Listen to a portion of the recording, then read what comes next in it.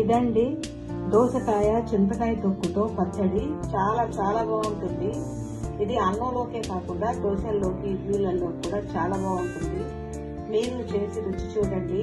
మీకు కనుక వీడియో నచ్చినట్టయితే లైక్ చేయండి, షేర్ చేయండి, సబ్స్క్రైబ్ అవ్వండి. మా వీడియోలు చూస్తున్నందుకు thank you friends. Hi friends, ఈరోజు దోసకాయ చింతకాయ తొక్కు వేసి పచ్చడి చేసుకుందాం. చింతకాయలు వచ్చే సీజన్ లో తొక్కి పెట్టుకున్న తొక్కు బాగా మాగిపోయింది. ఇది ఒక కప్పు తీసుకుని ఒక అరకిలో దోసకాయలు వేసి పచ్చడి చేసుకుందాం. ముందుగా ఎండుమిర్చి వేయించి పెట్టుకుందాం. ఒక 20 ఎండుమిర్చీలని రెండుగా గిల్లి వేసేసుకోవాలి. ఎండుమిర్చిని ఈ విధంగా రెండుగా గిల్లేసుకోవాలి. కారం చూసి వేసుకోవాలండి. మా మిర్చి అయితే మంచి స్పైసీగా ఉంటాయి.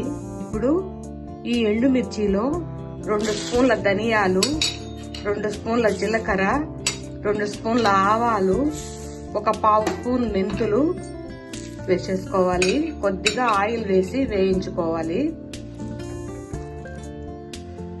మీడియం ఫ్లేమ్ లో పెట్టి మాడకుండా వేయించుకోవాలి. ఈ విధంగా వేయించుకోవాలి. మిర్చి వేగిపోయాయి. ఇప్పుడు వీటిని జార్లోకి తీసేసుకోవాలి. స్టవ్ ఆపేసుకోవాలి.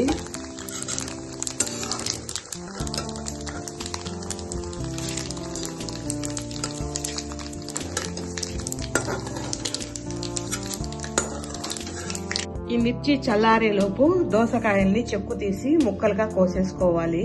ఈ విధంగా ముక్కలుగా కోసేసుకోవాలి. ఎండుమిర్చి చల్లారిపోయాయి. దీన్ని గ్రైండ్ చేసేసుకోవాలి. ఈ విధంగా గ్రైండ్ చేసేసుకోవాలి. ఇప్పుడు దీనిలో దోసకాయ ముక్కలు వేసేసుకోవాలి.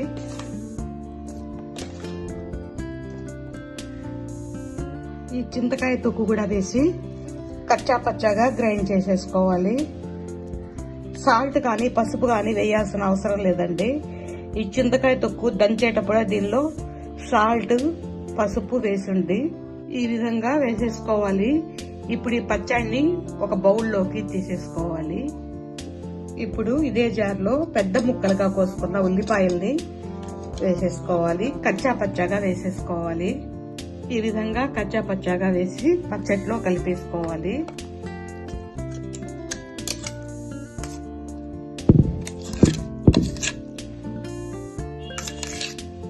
ఇప్పుడు దీనిలో 1 స్పూను ఇంగువ పొడి వేసి కలిపేసుకోవాలి. ఇప్పుడు దీన్ని పోపు పెట్టేసుకోవాలి.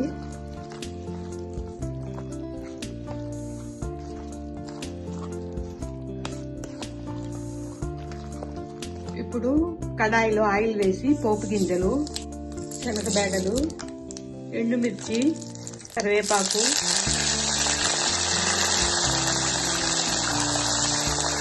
పచ్చడి వేసేసుకోవాలి.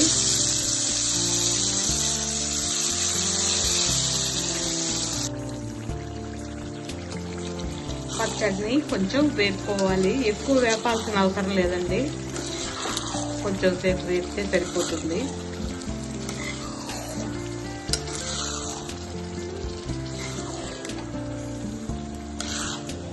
అయిపోయిందండి. స్టవ్ ఆపేసుకోవచ్చు. చాలా బాగుంటుందండి పచ్చడి. ఇడ్లీ దోశల్లో కూడా సూపర్ గా ఉంటుంది.